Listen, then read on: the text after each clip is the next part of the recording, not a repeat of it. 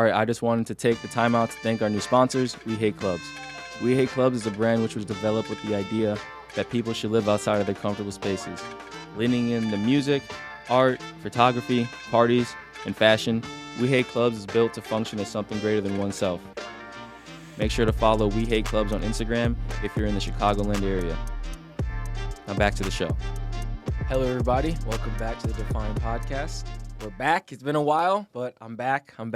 Today, JJ is not here, unfortunately, to help me, but it's just myself, and I have a fan favorite, my good friend. Wait for it. Devin Moultrie. What's up, guys? What's going on, brother? How are you? I'm doing all right. Still black. Still paying taxes. Hey, those taxes, they get us. Oh, yeah. Uncle Sam, he gets his. Bear with me, guys.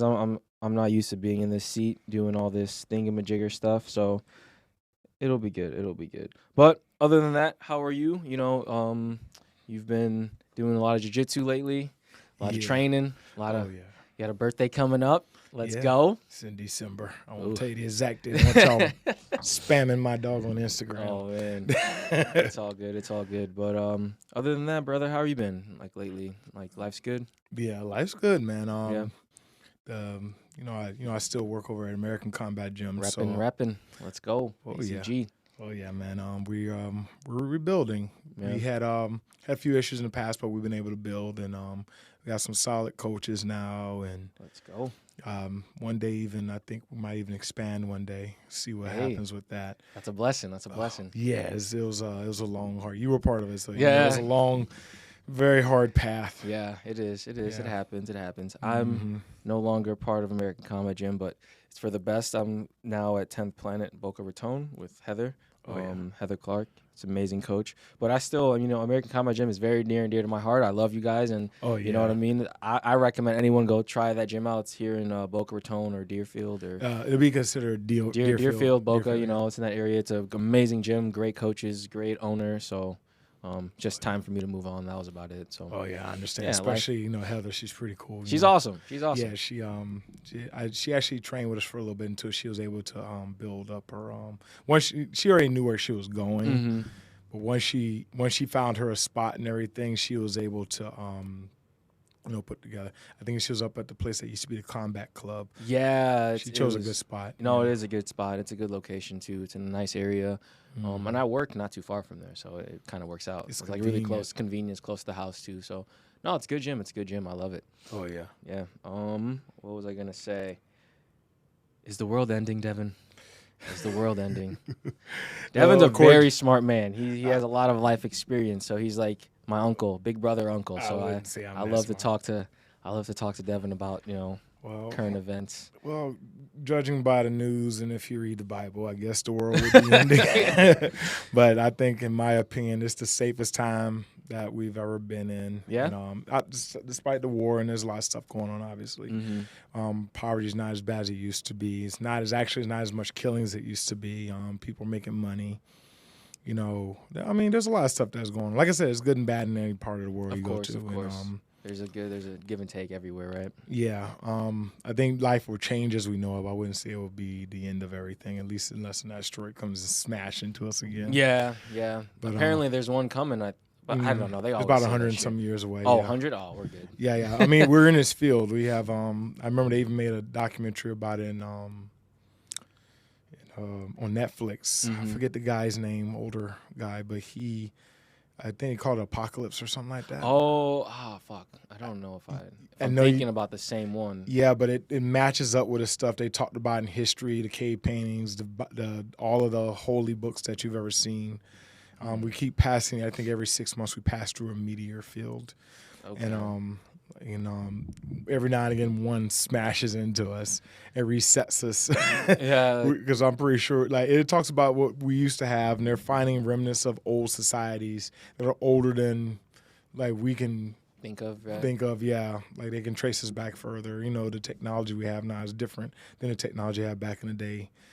And there's little things like that, but I don't think that the world's ending on that level. I mean, we have some wars, and hopefully everything hashes. World War III might. I don't think it will, though. I don't know. It's Depends what you consider World War III. Exactly. Because the numbers, if you look at the war they had in Africa some time ago in like the 2012, 16, 18, somewhere around that. I can't remember. You research it, there was a lot of people died in that war. But it was a lot of countries that were involved, including European countries. But it has to be it was over resources and land and all of the bull crap. You know the bullshit that people politics, religion, race. But if it's a European war, that would make it more of a world war. You know, when the white people get involved, then it's fucked, huh? Yeah, exactly. And right now, there's a number of white people. I mean, you call them Jewish, they're white to me. And they're fighting. Yeah, and they're fighting Middle Easterns, and then you got Ukraine and Russia smashing each other back and forth. So it's weird because I feel like they're all the same people.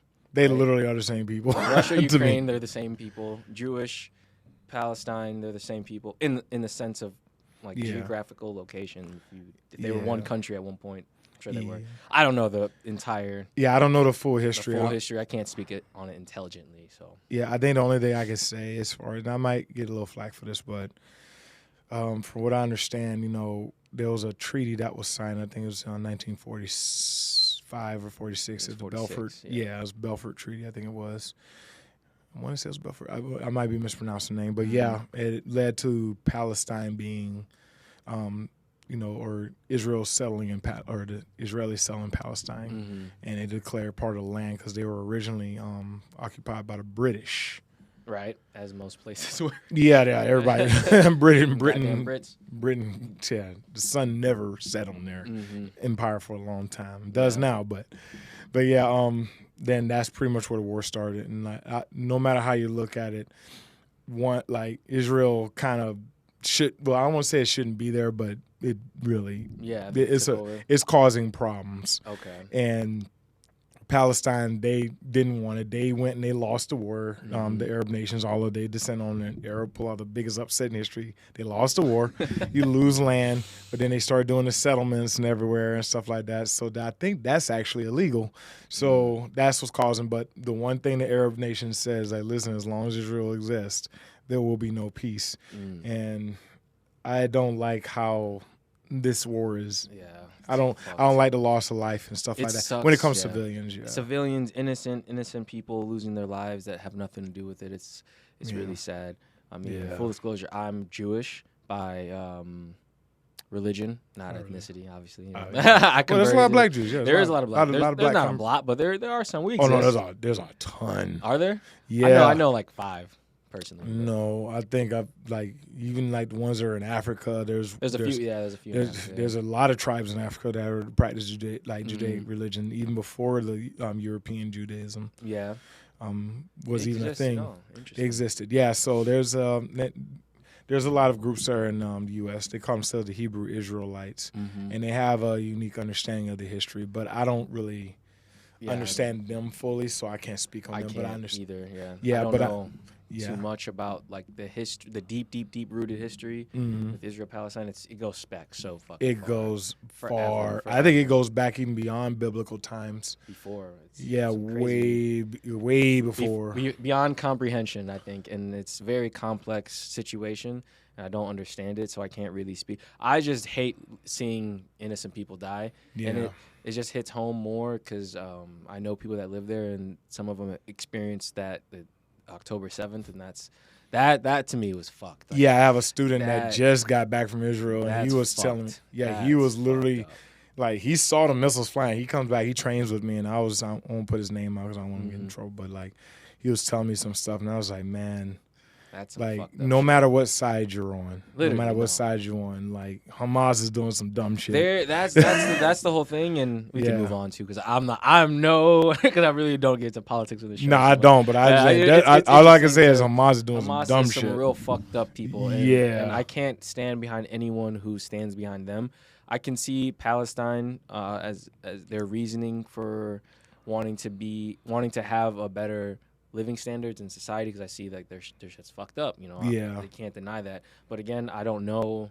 I can't sit here and claim to be a professional, have so much knowledge on the Israel-Palestine conflict. I don't. There has to be a solution. Like, no matter how you look at it, Israel exists, so now we have to acknowledge that it exists. Palestine, they're going through, they're in an unlivable situation. And Israel has to understand that too, and there has to be a solution. There probably is a solution, and neither side can come It's to just that. governments, man. It's just Governments it's literally suck. just governments. And Yeah. they're just it's the governments that are controlling things, and I hate how like narratives get twisted. One journalist puts this out, another journalist puts that out, and everyone's hating each other, and it's like there has to be a solution. It's not easy. It's a very complicated situation. I don't have a solution for these people. I have no solutions. I'm 37. I don't know shit about anything. Horrible. It's horrible. Even some of the stuff I said just a few minutes ago, those are opinions to me. Yeah, they're all opinions. And I might be misconstruing the whole data, but like I said, Could all be I'm wrong. neutral. I don't want to say I'm neutral, but I don't know much about the history. I don't like Hamas, but as far as Israel Palestine thing, I am neutral. Yeah, terrorists suck. Yeah, yeah, I've had to deal with them before. Yeah, they suck. They're not good people. No. But on a more positive note, jiu-jitsu. Jiu-jitsu. Yeah. Let's go. How's your game developing, and as your coaching status, how are you transitioning into the evolution of the jiu-jitsu sport? I changed my entire I'll say it like this. I changed my entire way of teaching. So there's this thing called the ecological approach. Okay. I had one of my students, Jesse, he's brown belt, trains at Coral Springs Jiu-Jitsu, and he comes to us every Thursday, and he trains with us and stuff like that. He's a very good wrestler, and he uses a similar approach for his wrestling class when he was doing wrestling at the school. And he told me about this guy. His name is Greg Saunders. Greg Saunders? Greg Saunders. I might be mispronouncing Black that. belt? He's a black belt. Very well known. Okay. He has a school up in Maryland called Standard Jiu-Jitsu, and he primarily plays games with his students. He has I think he uses what we call a constraint-led approach, differential training, and various other methods that he uses, but it's ultimately under the umbrella of ecological approach. And he studies a guy named Rob Gray. I'm reading a book based on that because I want to be a better coach. So I'm going to tell you how I came across it. I'll try to be as brief as possible. No, go be as detailed as possible. All right. Fuck that. So no. When I started teaching, Wagner Rocha was the first one to really give me a chance to teach jiu-jitsu. And despite me, messing up, he guided me and he helped me become a better, teacher, instructor, showed me how to actually understand the technique, break it down, little things like that. I watched him. He allowed me to teach. And I was a purple belt at the time, so I don't know much. And I was still competing too, so. And then eventually I got the brown and then black belt, and I would every now and again help Jay and Fred Moncayo, out there in Fort Lauderdale. Jay and Fred? Yep. I would help them teach, and I bombed class. I made mistakes, but it all boiled down to me learning, I figure, do a 5 to 10 minute warm-up, and then I would have them do a technique for, it can be serious. I usually teach from series of 2, sometimes 3, depending on how complex it is. If it's super complex, 1 to 2. Like if I'm doing leg loss or whatever. And then after that, I'll let them roll. And every day I will ramp it up. So I think on Mondays, I would have them roll for maybe 10 minutes, 15 minutes, but they'll be doing technique. And then like rolling from a positional? Or no, just just normal roll. Just so go. I was basic, old school. Warm up, technique, and then roll. And normally I would have like an hour and a half because I was primarily jiu-jitsu, especially when I started my own little thing. And then eventually, I fast forward a little bit. One day, I think I came in, must have been a year and a change ago. I can't remember exactly how long ago. I came in one day, and now I'm at American Combat Gym. And I literally just came in one afternoon and said, we're not doing any more warm-ups. We're going to drill, do specifics, and roll. So like right off rip, just drill? Yeah, drill, roll. Stretch on your own, yeah? Yeah, stretch on your own. You come in, you're learning a skill, then you roll. Okay. I started noticing things almost immediately. I started getting more people back in the class and stuff. That was a good thing. But then, even when I was teaching the techniques, no matter how technical or engaging it was, there was 2 or 3 things it boiled down to that I started to notice. First, newer students, I would teach them a technique, and you've seen this before, so when I say it's going to but anyway, I teach a technique, and the student, they'll do it, perform it, and then when they roll, they cannot do it, or they don't get put in a position to try it. which is why I started doing the specifics. That helped a little bit, but it wasn't constrained enough. But I'll get to that part in a minute. But they were frustrated. Sometimes would even leave. It was like, man, I'm doing these techniques that's not working. I lose faith in they lose faith in the instructor. It's me. And they lose faith in the techniques in jiu-jitsu altogether. They find it boring, which is why they want to bounce from school to school, which I'm fine with. I actually encourage them to go to different schools because they're going to do pretty much the same thing. Yeah. They're spamming techniques. That's basically what it is. There's only so many, right? Yeah, so I would show different variations of what I would do, and I would allow them to create, which you see me do. I'll literally like, okay, if you do something a little bit different from here, there's nothing wrong with variation. Variation is actually what builds your game, because the way I do a hip escape might be different than the way you do a hip escape. Right. Which I'll get to that in a second.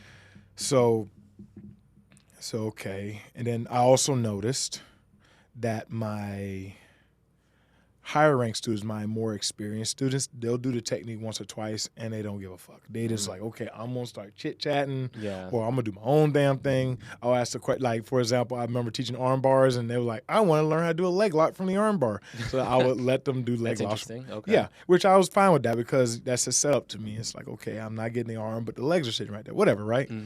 So I said, okay, they're doing their own thing. They're not even doing the technique anymore. They're bored with it, and there's only so much I can do.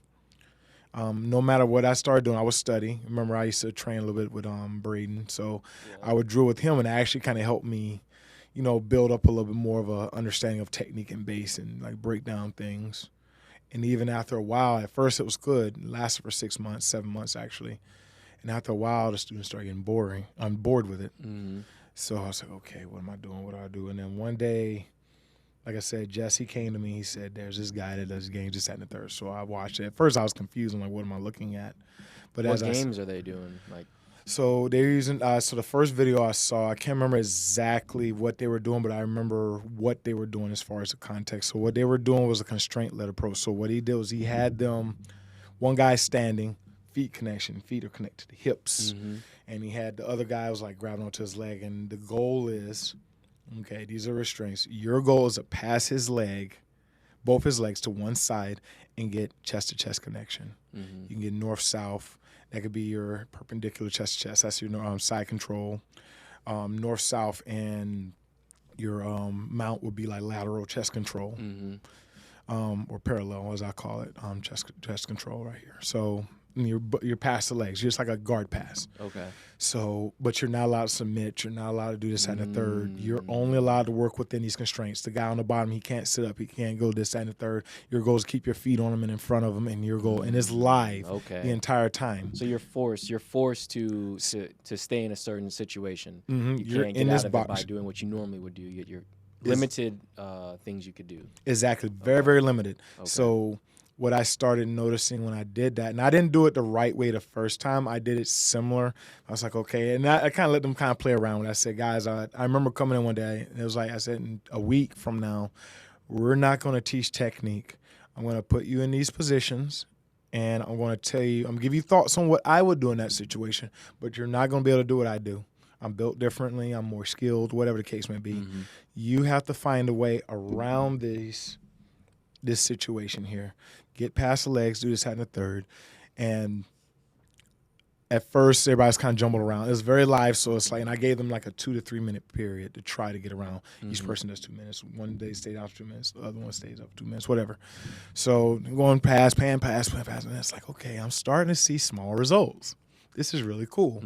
Now, if you recall, I started doing that on Thursdays, but it was specifics. I put them in bad positions, and they have to work their way out of it. But then they continue to roll. But this time I said, okay, no. Once you get, let's say if you're in side control, once you replace your guard, it starts over. So I started doing that. You're allowed only right back to the same situation. Exactly. And you're allowed, I think on Thursdays, you're allowed one submission. So I think one submission was the arm bar. You can get an arm bar, and I showed them how to do the arm bar. But I told them, and you've seen me do this before, there are many ways to hit an arm bar. Very many. Yeah, I do arm bars that people have never seen before, and I'm big as hell, so I can lock your arm up and I can't think of a position where I cannot think of a position where I can't get you in an arm bar. I have you in a knee bar, and I'll arm bar you from a knee bar. It's all the same. True, yeah, damn. Yeah, I literally can arm bar you from anywhere. Very long, so. Yeah, literally can arm bar you from anywhere. So that's what I was looking at, so I started noticing immediate results. And then that's when I started developing little games.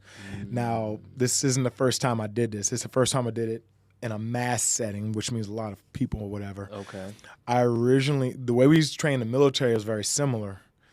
They'll tell us how to use a weapon, this, that, and the third, how to clear a room, and they have novel or fundamental approaches to how you would do it if there is such a thing. But what they would do is they'll put us in the environment, and we would have to create new ways of dealing with the threats. You're right. Exactly. Especially one with the Fort Jackson. I forget the guy's name, but he taught us there are different ways to deal with these threats. Like, you don't always have to shoot people. There's always a way. You have to be able to kind of break down what's going on in a situation. You have to do it quickly. Same thing in a live role.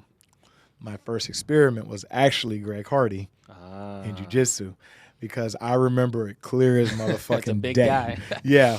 He was getting ready for his second fight, because the first fight he kind of flunked it. He needed a down opponent, so he wanted to make sure. He was getting ready to fight this Russian dude. He wanted to make sure, because that Russian dude was a wrestler. So Greg thought at some point he might get taken down. It never happened, but he might get taken down. So he said, "Devin, you're my jiu-jitsu coach. I want you to show me how to do this." So he said, "I noticed that the guy gets people in half control a lot. I think it was." So he's like, "How do I deal with this?" So I started breaking it down like I would in normal class. Greg literally stops me mid-sentence, literally looks at me after about, he looked at me stupid. Because it takes me about 2 minutes to explain shit. He said, "Devin, fuck all that. Listen, I got to fight in 8 weeks. I don't have time for these lessons. I am 300 pounds. I'm going to force myself in this position. Yeah. And tell me what I would do from here. What would you think I should do from here?" And I was like, okay, I'm a little befuddled, but I'm thinking off the fly, okay, he doesn't want to learn technique the way we do it traditionally. So I'm going to put him in a live situation, and I will tell him what to aim for and create. Now, that's what he did. I said, okay, if I was in this position, this is what I would do. I'm skilled, so I can do this. You're an MMA fighter. Don't go under. Stay off your back. Work your way up. And that's exactly what the hell he did. Yeah, damn. And he did it in multiple fights. When he fought Juan Adams, same thing. Guy tried to take him down. Said, okay, I do a sprawl. If he's going to expect you to sprawl, he's going to try to drive forward. Hip toss, and that's exactly what he did. Hip toss him, got in front of him, and he took 30-something unanswered. Like, Greg Beat the shit out of him. Looked like you ever played Xbox or PlayStation? It's like the broken controller. Yeah, smashing the buttons. Yeah, Juan, I think his name was Juan Adams. He was getting hit in the head, and he was not responding. And Greg is a big mofo. Pounds, he force, he hits with a lot of force, and he's fast. So he screwed up. He lost some years off his life. But sorry, buddy. Nah, it happened. But long story short, that's my first time doing that, and I should have stuck with that, and I would have had I would have not wasted so much time, because I can spam a technique for literally. I actually wrote this down. This is where I started to realize something, and this is the last part of it. I remember I was saying I know so much from the guard. So many variations from many experience from fighting different people, from the lowest ranks to even the highest rank. Like, I grappled against Cyborg, Sam McCoy, I trained with Wagner, and I got trained with Checha and all these guys. And high-level jiu-jitsu guys. High-level jiu-jitsu, high-level wrestlers. So just from the guard alone, if I was to throw together every technique I knew and just teach from the guard, it would probably, and I wrote it down and said, I can literally teach one technique, a different technique, every day, and it'll take me 5 months to get through just that one situation. If I taught one every day for 1 hour, twice a day. Damn. Yeah. And I was like, okay, yeah. That's a long time. That's that's how jiu-jitsu works, man. That's how they do it in these schools, man. They can spam techniques all day in this situation. And half that shit don't work for most people because I'm 6'7", I'm 235 pounds. I can flip anyone around, You're not gonna be able to do that, right? It's like, so most people can't do that. So that's what, going back to what this goes on, why I'm doing what I'm doing now is I think this is the best way to learn. It's basically how I learned. I learned techniques, but I kind of did my own thing. I do the technique for the class, but it never worked in the role, so I started doing my own thing, and I should have known better. No, it's a give and take, right? You took the situation that you were in. You adapted to it, and then you change it, and now it works. Yeah. Because now you have a lot of success. Your students are doing well in tournaments. Oh, yeah, they're doing. People they're belting up fast. I know you guys have a lot of promotion coming up soon. People are getting their belts. People are winning tournaments. People are rolling better. Like, you got white belts tapping out purple belts now, so it's like it's insane. It's crazy. And it's from this style of teaching, and I was like, fuck, I wish I knew about this sooner. Yeah. So I have to shout out to, if you gotta look him up, like I said, his name is Greg Saunders, and you can look up his school is called Standard Jiu-Jitsu, so he has that. And then there's Florida? No, it's in Maryland. Maryland. And then Maryland. Yeah, I want to say it's Maryland. Standard Jiu-Jitsu. Yeah, I might be getting the state wrong, but I know he's up north. And then there's another, I'll post it on my Instagram. There's another, they call it non-linear jiu-jitsu. It's like a page. Oh, I thought you said non-binary. Oh shit, we can get into that in a minute too if you want. That's an interesting thing. And they have different things. They teach you how to play these different games to get the results that you're looking for. Because sometimes, like I said, my arm bar is gonna look different from your arm bars. My triangles gonna look different from your triangles. So I put you in these positions, and I like the constraints-led approach more so than all. There's different ways of teaching using the umbrella of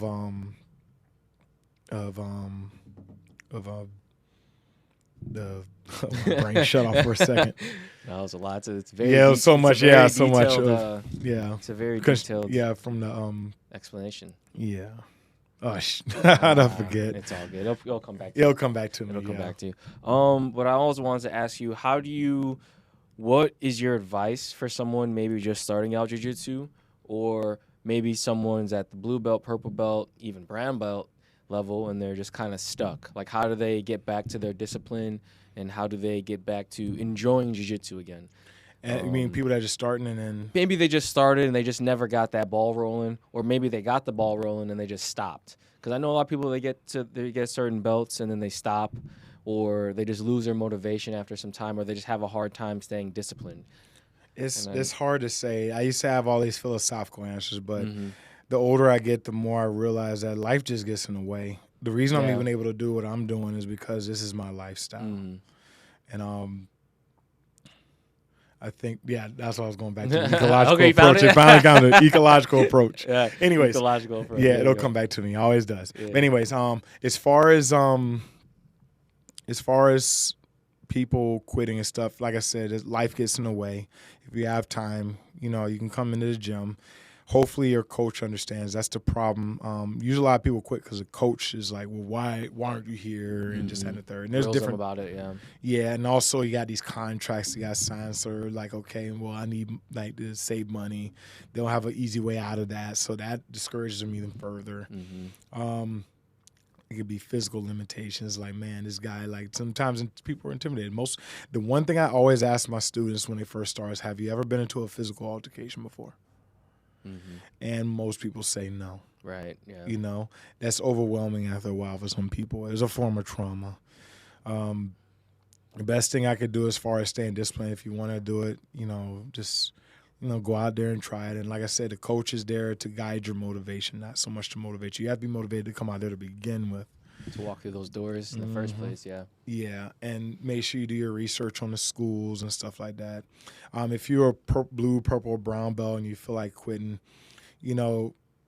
once you stop, it's very, very hard to get back in it because you get left behind so fast because, jiu-jitsu evolves. It evolves so fucking fast. That's the scary part is, like, you're gone for a month, 2 months, 3 months, 4 months, and you come back, and maybe that person that you used to tap all the time, they're still the same belt level, and you have your higher belt, you roll with them, and they just fuck you up, and you don't know what to do because now you look stupid.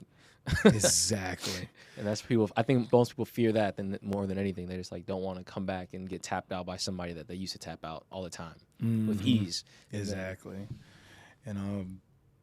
Yeah, man. Just like I said, I understand. Like I said, I come from a place of understanding. I used to, like I said, I had all these feels like, just train hard, find a way to come out there, wake up early, whatever, work out, whatever. And it's like, no, it's not that easy. Not that simple anymore. I'm a father. I'm married. I have 2 kids. I have worries too. That's why, like, I don't judge anyone for coming in late. I've had guys, like, there's a guy who comes in at 7:30 every night. When it starts at 7? Class starts at 7, comes at 7:30 every night, and I let him train. He used to go to other schools. They cuss at him. They punish him. Wouldn't even let him train. One even kicked him out. And I was like, dude, if you come in, I don't care if it's 7:45. You want to get a few rolls in, it's fine. Just kind of sit to the side, warm your body up because I don't want you to get injured, obviously. Mm-hmm. But, like you have to come from a place of understanding. Mm-hmm.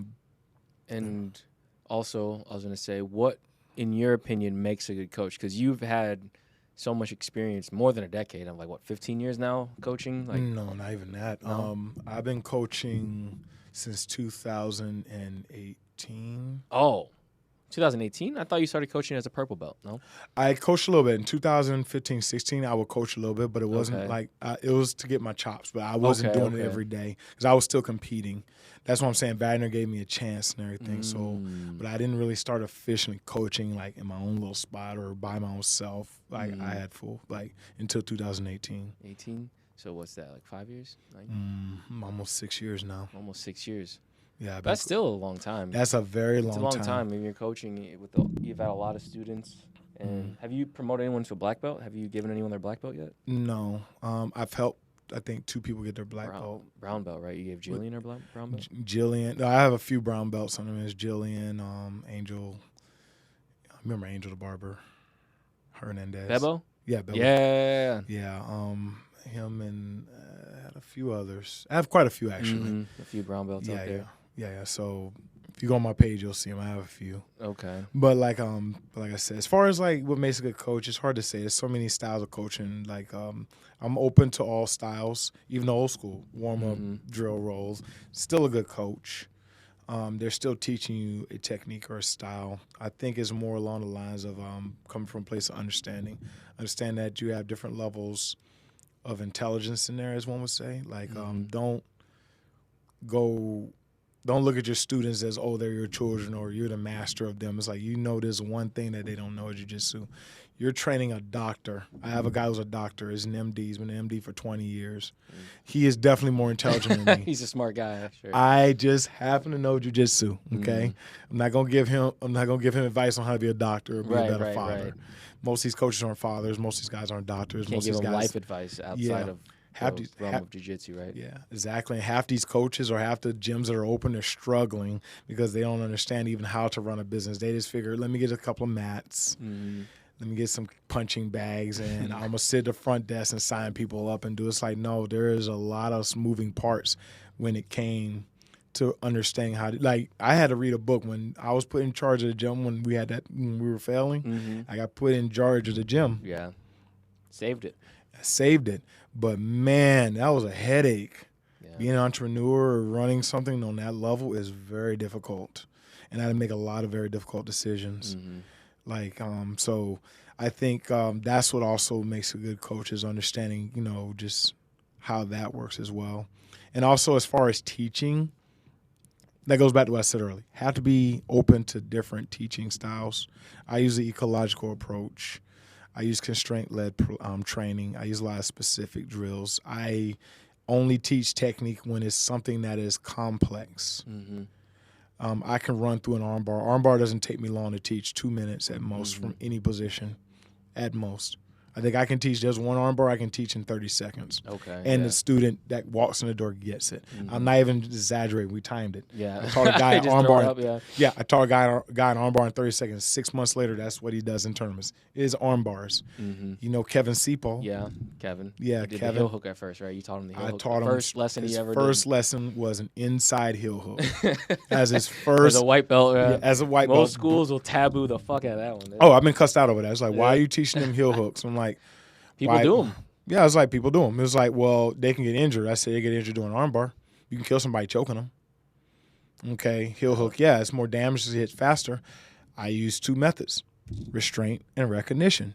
If you can't teach those 2 things to your student, then you shouldn't be teaching. You should be actually learning from someone who can teach restraint and recognition. Exactly. It's that simple. Restrain yourself from breaking their shit and recognize when you're in a bad place where you're going to get your shit broken. Yeah. Tap early.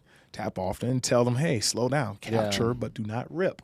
Teach them what that means. Teach them what is to do. Like there's little things like that. You can teach that shit. It's not hard. It's true. I see people that they grab onto a heel hook and then they don't recognize maybe the person that they have the heel hook on has an ego.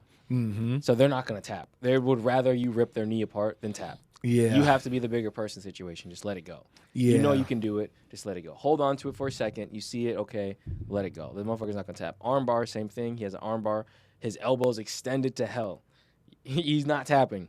Let it the fuck go. I just let it go. It's not worth it. Yeah. I don't need that shit in my life. Like, I don't want to. Yeah, and I've almost gotten injured. Like usually I try to match their pace, but like I don't try to injure. If I catch them in something, I'll hold it. I know when to, because I've accidentally injured one of my students before. Like that was a big lesson for me. I was rolling and I know I had him in something, and he was bucking around, Spazzing the fuck out. He was like, "Oh, I can take the pain." And right when I realized he was gonna roll wrong, I try to let go because I applied so much force on the arm. It was like an Americana, the same side Americana, but because I'm heavy. I was 270. Yeah. And he wasn't very big. I should have known better. And I didn't try to. It wasn't my intention. Of course not. But like, it never is. Yeah, but he moved the wrong way and he broke his arm. So that's when I realized, okay, some of these guys got pride.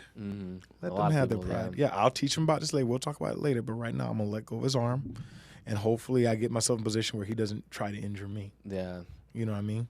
It sucks. It sucks. 'Cause I've definitely been that person where I just don't want to tap because I feel like, oh, I'm higher belt than you, or I've been doing this way longer than you, and then, like, there's no way you're submitting me, and then I end up getting injured, and it sucks. It's way worse than tapping. I could have just tapped and it would have been over, then tell myself, okay, don't ever let that happen again.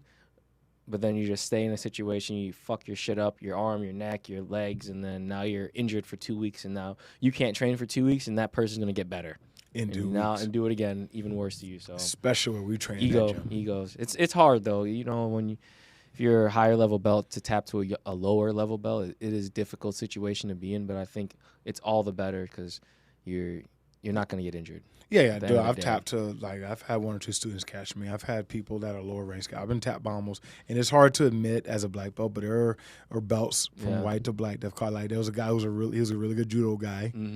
And he was a white belt, and he caught me. Yeah. And I was a black belt. I wasn't even the first degree. I was a black belt. Just got my black belt. I lost. I tapped. Yeah. And everybody thought I was going to, like, go ham on him. He was like, watch out, he's going to go hard. I was like, I'm not going to go hard, man. He caught me. That's a hole in my game I need to fix. Right. You know what I mean? And I've been caught by white, blue, purple, brown. Everything. As a black belt. Yeah. And at every belt level, I've been caught by every belt level. That's so funny. So I think once I tapped out a black belt, and then the very next roll got tapped out by a white belt who just started like 2 weeks ago. So I'm like, there's hey, levels. It don't make no sense. Like, what the fuck? Like, there's levels. It doesn't make sense. Yeah, it's weird. There's a lot of things to account for: physical strength and speed, endurance. Sometimes some people are just really smart. They can pick up on shit really fast. People are just stronger, bigger than you. It's not always a perfect situation. You could be a black belt, maybe you're 130 pounds, 150 pounds, and you're going against a white belt that's 250. He might just smash you. He might just fuck you up. It's just how it is, just life. Yeah, I watched Get a gun. Yeah, exactly that. We got this one kid. We call him Lucas. I call him. His name is Lucas. We call him Pickle. Pickle. From the you ever seen the show Baki? No. No. Yeah, there's an anime on right? Netflix. There's an anime on Netflix called Baki. There's a episode on there. Well, a season really, where they have this guy they brought back from the like period of the dinosaurs, like the Cretaceous period or some shit. They thawed him out. They reanimated. He woke up and he's like beating the crap and eating people. Even. Oh my god. Like Pickle. Like that's a nickname. He essayed a girl. Oh my god. In front of everybody on national TV. That dude was raw and he was incredibly strong. He was like, and that's how Lucas is. Like, obviously he doesn't do it. Of course, he doesn't eat people. Yeah, he doesn't eat people. He doesn't mess with women like that. But like, he's very, very, very strong. So how much does he weigh? Is he a big boy? Yeah, he's about 220 pounds, probably even more than that right now. Maybe 230 because he's muscular now. We train him pretty good. Okay. And he's like 6'5", 6'4", 6'5". Jesus. Yeah. And most people are like, okay, well, he's big. He can beat up. No, I've seen him beat up bigger, stronger guys too. Right. Not uncommon for him to wrestle with heavyweights and do whatever the hell he wants with them. And I watched him tap out 3 black belts one day. He's only been training for about maybe 9-10 months. Maybe a year, actually. It's been a year now. Consistently, though? Consistently. Okay, that's probably... I think that's the biggest factor is when when you're consistent, it could really make all the difference because you don't feel yourself getting better each individual day. But if you look at it 3 months, 4 months, 5 months out of the year and you see where you started and where you are now, it's a big difference always. Yeah, and he trains way more than the average person. 'Cause I noticed the average It's person. like multiple times a day he's training. Yeah, multiple times a day. Sometimes I remember he did 5 classes one day. Wow. God damn. Yeah, and like he does not stop. And some days I remember one time he was injured. He's smart. Mm-hmm. He and not just him, there's a couple of students like this. What they'll do is they'll come in and they will drill, but they won't roll. Mm-hmm. They'll do specifics, but it won't go hard if they have some sort of injury because they're still learning. They'll come and watch the class if they can't move. Like, it's weird. They'll call me in the middle of the night. I'm not joking. I can show you the text. They will call me or text me. We're not calling, but they'll text me in the middle of the night and they'll ask me about these videos and say, is this feasible? How would I get there? And I would literally break it down. I literally hold a bullet list of things they can do to like help them get to that goal. Games we can play, little things like that. How to even break down the video. And he and quite a few of them improved significantly from that. Wow. It was like asking questions. Yeah, it was not a small, it was a very significant thing. And then they started training more so. Average person trains about 2, maybe 3 times a week, hour a day, so 3 hours. Mm-hmm. Some of my students, I think the average student at my school trains sometimes 4 hours a day. I mean, not a day, a week. Oh. So just an hour more. Mm-hmm. And we play games, so we don't just drill. We do live drills. They're live literally the entire hour. So they're getting almost 2-3 days of drills or training in that 1 hour. Wow. Because they're doing different It's a positions. Recipe, yeah. It's a recipe for success. Yeah, and I only have an hour to do it each time, morning and then nighttime. And then I train each one student differently, you know? Yeah. And I pay attention to everybody. I actually write down notes on what different people need to work on. We video record. I encourage video recording so they can kind of break down their matches. I show them how to break down videos, how to slow and freeze frames, stuff like that. Damn. Yeah. That's incredible, man. That's incredible. It's part of coaching. A lot of people think coaching ends when the hour ends, and it's like, no. And I'm not talking about life advice. I'm talking about if I'm up playing Call of Duty and my students know I'm playing Call of Duty. They still call you. They will call or text me, or they'll send me a video. Devin, break this down, please. I'm having trouble in this position. And I'll say, okay, this is what I do to fix this, and this is what what you could do, what I see is wrong, fix it. And then they'll fix it literally the next day. Damn. They find a drilling partner and they fix it. Damn. That's interesting. Yeah. So they really look to you for advice as far as fixing their mistakes with specific techniques, and they even like call upon you outside of the classroom setting. You're saying this is what makes you a good coach, because even if you're not physically there with them, you can still help them. Yeah, that's any time of the day, any time of the week. Yeah, I'm not a part-time coach. I'm a full. This is my life, job. yeah. I'm a active coach for 2 hours out the day most times. Monday and Friday are the only days I'm like only an hour. But when I'm not there, I'm still coach. Okay. As long as I'm awake and I'm alive, my job is to make sure that my students get better. You understand? Yeah. And that's important. Yeah. That's what I think would make me a better coach. I'm still learning. I don't want to say I'm a great coach. I think I'm a decent coach. My students are learning. They're winning tournaments. They feel better. I think you're a great coach. Yeah, they're getting in good shape. I appreciate that. I think you're a good coach. I just think that like I said, not every coach is willing to do what I do, but I understand why. It's a loaded market. There's so many gyms everywhere, and a lot of them are good. Yeah. Even the shittiest gyms I found are pretty decent down here, especially in Florida. Yeah. Not most other places. Florida, yeah. Southern Florida is like a hub for great gyms. Yeah. It's hard. There's a lot of competition out here. Yeah, it is. But I think people are pretty loyal to you if you treat them right. Yeah, I try to kill that loyalty thing, actually. But you want people to cross-train. I think that's important, and gyms should encourage that cross-training because it makes you better. And they want to hoard all the students because that's how they make their money. Exactly. People don't want you to cross-train because they don't want you to go to another gym, fall in love with that gym, and then leave them. But if you leave the door open for them, they're gonna come back. Exactly. If you tell them, oh, they can't do that, then they're likely gonna probably to stay with you for a little bit. They're gonna go anyway. Yeah, exactly. Open that, and then they're gonna. Yeah, that's another problem is they need to understand that this is a business. You know, you yelling at your students because they're going to other gyms is not a good thing. Other gym ain't gonna yell at them for coming. Exactly. I can see if it's like one of your prize fighters. Yeah, it might be a little upsetting. Even then, they're going to do it anyway. Yeah, of course. Yeah. Yeah, if you just let them do it, or don't make them rebel. People are like that. People rebel. Mm-hmm. If you make them You rebel, give they're an ultimatum, they're gonna do it anyway. yeah, they're gonna do it anyway. I'm a grown man. Yeah. I pay my bills. I'm paying you $200 a I month. pay taxes. I know my rights. Exactly, man. Yeah, don't tell your students. Oh man. Yeah, like, I hate that. I hate that shit so much. Like when I see coaches or like schools that do that, I literally want like, dude, I hate that school automatically. It's like, don't do that to your students. It's not worth it.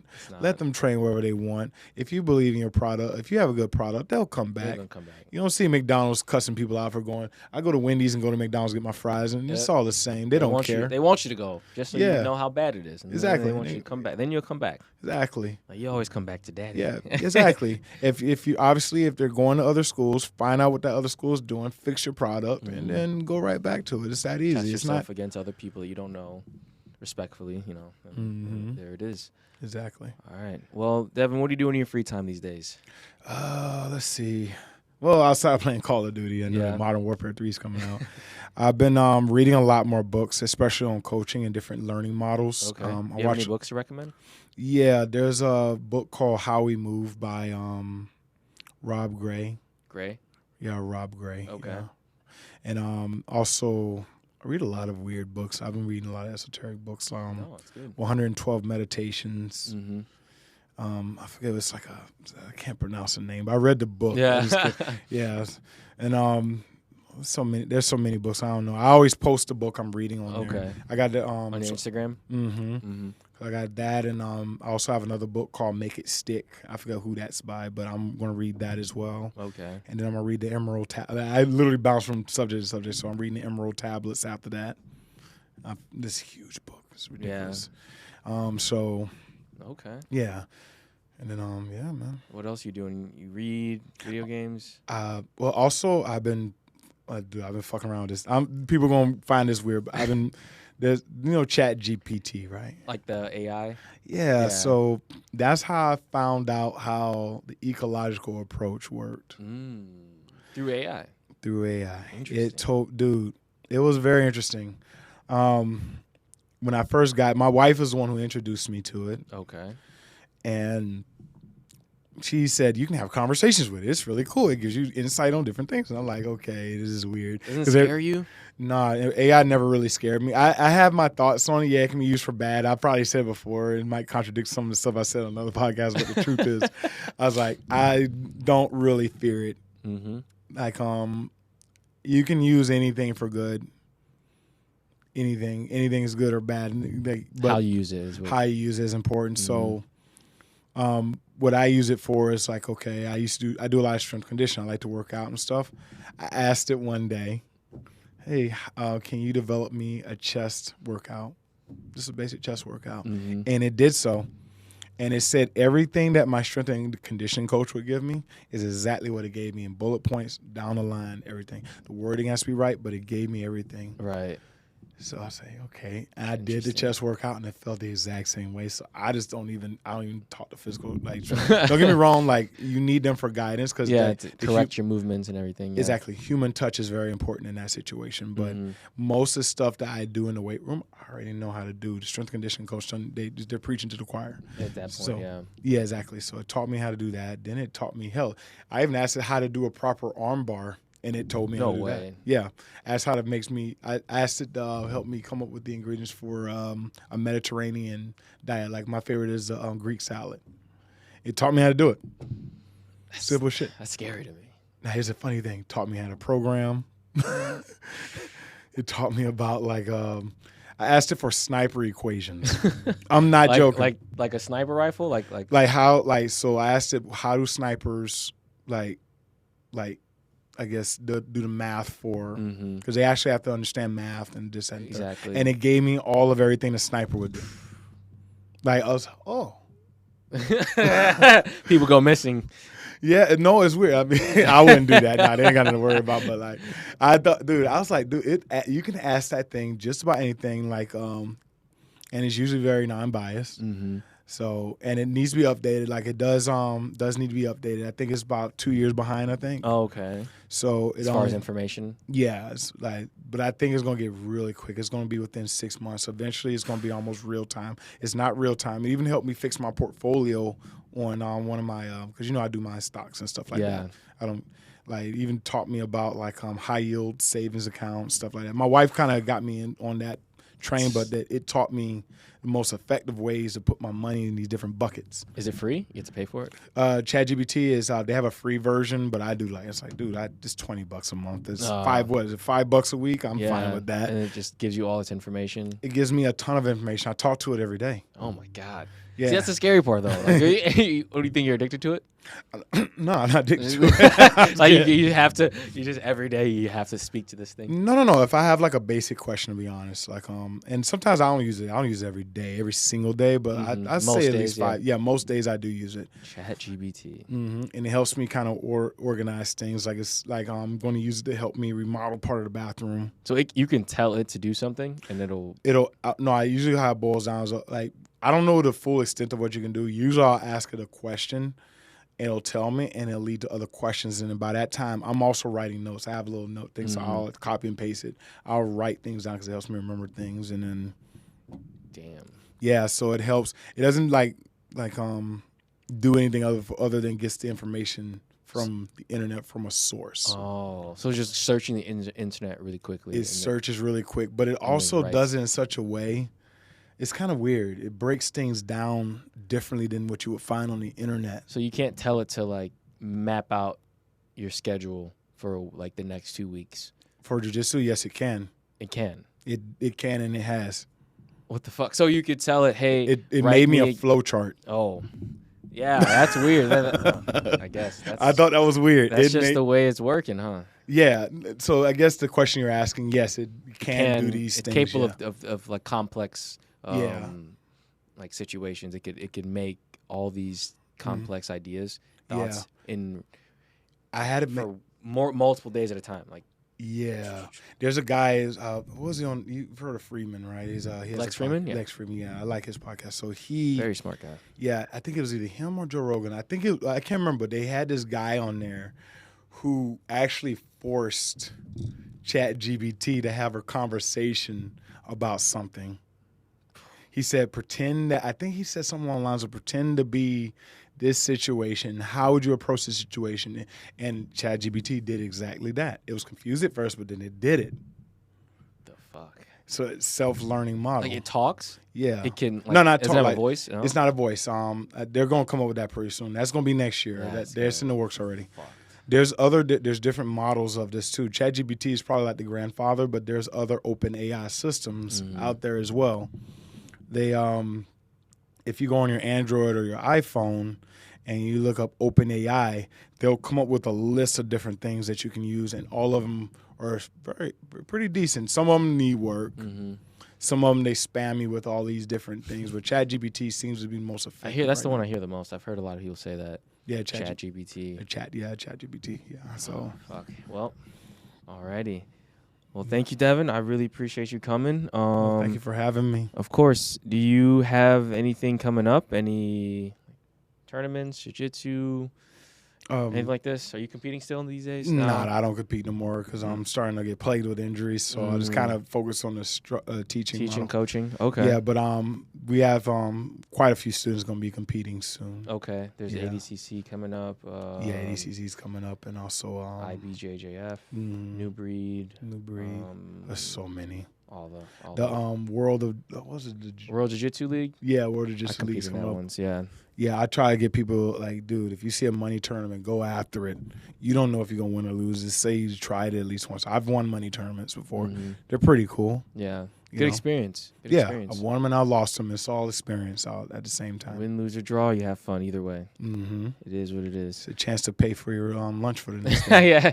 Yeah, if you win, you get like a $5 medal. Exactly. For how much is it? Usually tournaments are what, like anywhere from $60 to $200, something like that. Yeah, a cheap one would be like $80 now. Yeah, you get your $5 medal at the end of it. It's fun and a highlight reel.